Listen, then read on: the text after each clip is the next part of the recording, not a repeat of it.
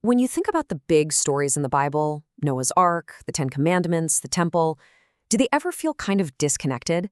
Well, what if I told you there's a hidden code, a secret logic that ties them all together? That's exactly what we're going to dive into. We're going to look at these stories we all know, but through a totally different, mystical lens. And our guide for this is a modern Kabbalist named Rabbi Moshe Luria. Okay, so here's the big question, the central mystery for us today. What in the world could possibly connect Noah's flood, the Ten Commandments, and the destruction of the temple? I mean, at first glance, they seem completely random, right? A flood, some stone tablets, a building. But Rabbi Luria says, nope. He says they're all part of the same story, all pointing to one single profound cosmic idea. All right, let's start digging for clues. Our first one pops up right after the flood. Imagine the scene. The water's finally gone. Noah and his family step out onto this brand new clean earth. And God lays down some new rules for this new world. But there's this one rule, and it's a real head-scratcher. Get this. Up until this point, from Adam all the way to Noah, humanity was basically vegetarian. But now, right after the flood, the menu completely changes.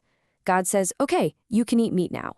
So, what's the deal with that? Why this sudden 180-degree turn? That right there, that's our first big clue. Okay, so people have been wrestling with this question for centuries, and there are a few common theories.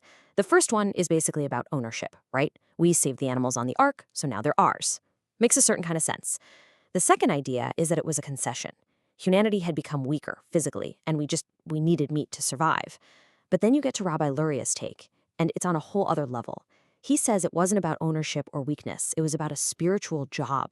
Eating meat, he says, became a way to elevate the animal's life force, to bring its spiritual spark up into the human world.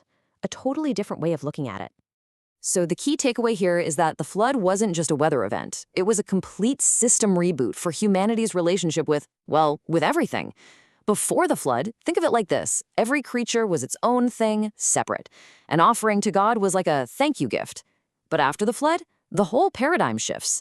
Now all of creation is seen as this one big interconnected system that all belongs to God. And our job changes. We're not just saying thanks anymore. We're supposed to be actively helping to return parts of creation back to their source. And suddenly, eating meat, if you do it with the right mindset, becomes part of that holy work. It's an act of elevation. Okay, so this idea of elevation is a huge piece of the puzzle. It's a really important clue, but it doesn't solve the whole thing, does it? It doesn't tell us why Moses would smash the Ten Commandments or why the temple had to be destroyed. To connect all those dots, we need something bigger. We need the master key, a core Kabbalistic idea that's going to unlock this whole mystery for us.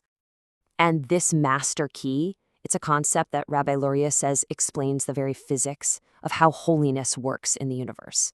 It's all about the secret of concentration.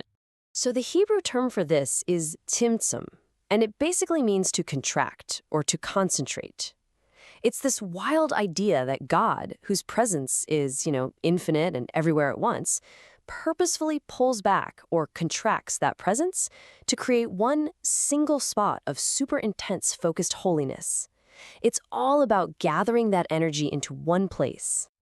To get our heads around this, let's use a little metaphor, one that comes right out of the creation story. Imagine that holiness, or divine energy, is like a thin layer of water covering the whole globe. It's literally everywhere, but it's spread super thin. It's not very deep in any one spot. Okay, now picture God performing this tzimtzum. He gathers up all that thin, spread out water and pulls it into one spot, creating this one deep, powerful ocean. Well, what happens when you do that? You get dry land, right? The places where the water was are now just regular ground. They've become mundane. And this right here shows you the cosmic trade-off. It's a zero-sum game. Before, you had a little bit of holiness spread out everywhere. But after you concentrate it, say by building the temple in Jerusalem, you get this massive, powerful hotspot of holiness in one place. But what's the consequence? The rest of the world gets spiritually drier. The holiness had to come from somewhere. So that is our master key, tzimtzum. It's this incredible process of creating a supercharged point of spiritual power, but it always comes at a price. The rest of the world becomes a little less holy to make it happen. It's a cosmic balancing act. All right, we've got our key, this idea of concentration and dispersal. So let's use it. Let's go back to mystery number 2, that absolutely shocking moment when Moses comes down the mountain and just smashes the Ten Commandments to pieces. How does Timsum explain that? And if you think that's wild, the story gets even weirder. Because later in the Talmud, it says that God's reaction to Moses breaking the tablets was basically, nice job. Well done for breaking them. I mean, what? That's just an incredible thing for God to say. It makes no sense, right? It's a total paradox. Why would God give a high five to someone for destroying the single most sacred object on the planet? An object God just made. From our perspective, it looks like a total disaster. But from God's perspective, it was the right thing to do. So what's going on? And boom, this is where our master key, Tzimtzum, comes into play. Rabbi Lerius says, look, you have to understand what the tablets actually were. They weren't just rocks with writing.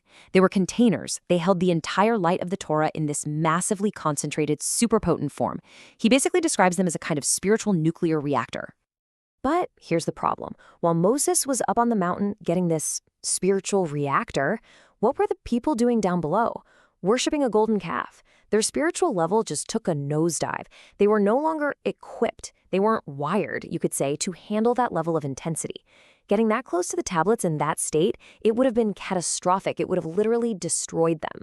So you see, Moses' act wasn't about rage. It was an act of mercy. It was a rescue mission. By smashing the tablets, he broke the container. He basically performed an emergency spiritual decompression. He released all that concentrated light, scattering it, dispersing it among the people in a much lower, much safer dose. A dose they could actually handle, absorb, and use to heal. Okay, so this pattern is starting to become clear, right? Concentration and then merciful dispersal. Now let's apply that same logic to our third and final mystery, the destruction of the temple and the Jewish exile. You know, we're all taught to see the temple's destruction as this terrible punishment, and of course it was a tragedy. But Rabbi Luria says, let's look at it through this new lens. He reframes the whole thing. He says it wasn't just a punishment, it was another rescue operation. Think about it. The people were being exiled, scattered to the 4 corners of the earth. That creates a huge spiritual problem. How are they supposed to survive spiritually when they're cut off from that one central hotspot of holiness in Jerusalem? They'd be stranded in that spiritual dry land we talked about earlier. They'd be completely cut off. So the destruction of the temple was the large-scale version of Moses breaking the tablets. The vessel had to be broken. That act of destruction scattered the concentrated holiness that was in Jerusalem all across the globe. Why? So it could be with the people wherever they went. The divine presence didn't stay behind in the rubble. It went into exile with them. And that's the core idea here. So often, what looks like punishment from the outside is, through this lens, an act of incredible mercy. So when you put all this together, you get a completely different picture of the universe. It's not static, it's not fixed, it's this constant, dynamic flow of spiritual energy, always concentrating, then dispersing, and then, importantly, being gathered back up again. And this whole thing seems to follow a kind of 4-step cycle. First, you have diffusion. Holiness is spread out thin everywhere. Then there's concentration, where it's gathered into something powerful, like the temple or the tablets. But when that intensity becomes too much for us, there's a necessary dispersal. It's shattered and scattered to meet us where we are. And that leads to the 4th step, our step, elevation. That's our job. Our purpose is to find those scattered sparks of holiness in our everyday lives and through our actions, help gather them back up again. And that leaves us with a pretty big question. One that brings this huge cosmic idea right down to our own lives. If this is how the universe works, this constant flow of gathering and scattering, then what about our actions? What are we doing? With every choice we make, every single day, are we helping to concentrate the light? Are we gathering up those sparks? Or are we just scattering them further? Something to think about.